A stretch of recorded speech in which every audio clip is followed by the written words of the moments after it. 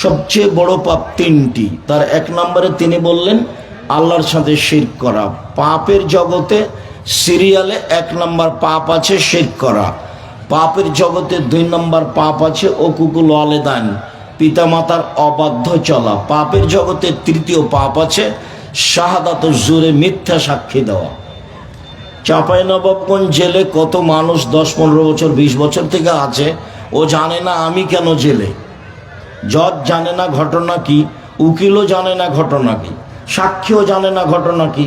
সাক্ষীকে বলেছে 50,000 টাকা দিব, তুমি এইভাবে সাক্ষী দিবা। তখন সাক্ষী বলছে আমি 2 চোখে তাকে মারতে দেখেছি, অথচ যার কথা বলছে ও সেদিন চাঁপাইনবাবগঞ্জেই ছিল না। তো এই সাক্ষী তো জাহান্নামে যাবেই। যারা মিথ্যা সাক্ষী দেয় তাদেরকে আল্লাহ রাসূল সিরিয়ালে 3 নম্বর মহাপাপী বলে ঘোষণা করেছেন। এখানে একটা কথা উল্লেখ থাকছে যে রাসূল সাল্লাল্লাহু আলাইহি সাল্লাম বলেছেন কিয়ামতের লক্ষণ লা ইয়াদরিল কাতিল ফিমা কাতালা আলাল মাকতুলু ফিমা কুতিলা। হত্যাকারী বুঝবে না কেন আমি মারছি, নিহত ব্যক্তি বুঝবে না কেন আমি মরলাম।